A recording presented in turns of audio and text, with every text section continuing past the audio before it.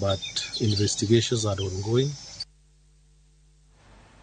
Kapodo ntiere county ma Siaya nyakwarmuga juang joriembo mag boda ma Siaya obogo bago ng'anyo nyake peace commander mar obila makono Michael Mushiri mar chwalo ywak gi kalore kod monj ma itimonegi kendo imayo gi apike seche mag otieno kod jomaundu morwako lep obila.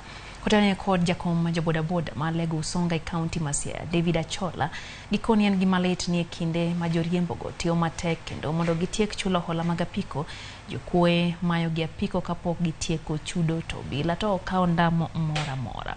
Giseo bende kembe ma usa apiko e yor hola magikoni chal kagima ong'eyo weche kuwo ma ahinya mago mageta apiko ma okawo e yor hola. Magi owacho bang' kweth moro mar joboda goyo karamao achich mar kuwo apiko e gwenge mafunyola.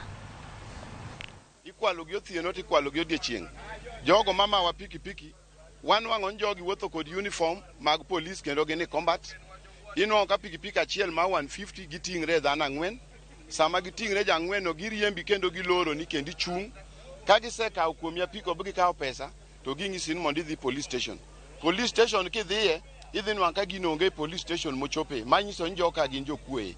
Kora wakwayo county commissioner ka achiel kod county commander marwa ma Siaya giriwre kumoro achiel gigol askache mondo patrol indarini duto te. Joma kawo ga uniform gi gigolo ga uniforms gi kanye to bunde gigolo ga kanye nikech ka giromo kodi to ging'isi ni gin police to ging'isi mondo idhi station to ng'at mang'isi mondo idhi station ni okawo sim kuomi, okawo pesa kuomi, okawo kuomi nyaka pikipiki. Ging'iswa kaka pikipike wa gilal nikech imawa pikipike to gin kwadhi kuro to giwachonwa ni gima gikonywago onge pikipiki osedhi to kidong Dagareyas mar 20,000 timanyi maktabede traka nine no serumo tidwa manyi nyaka Buobur biyud pikipiki.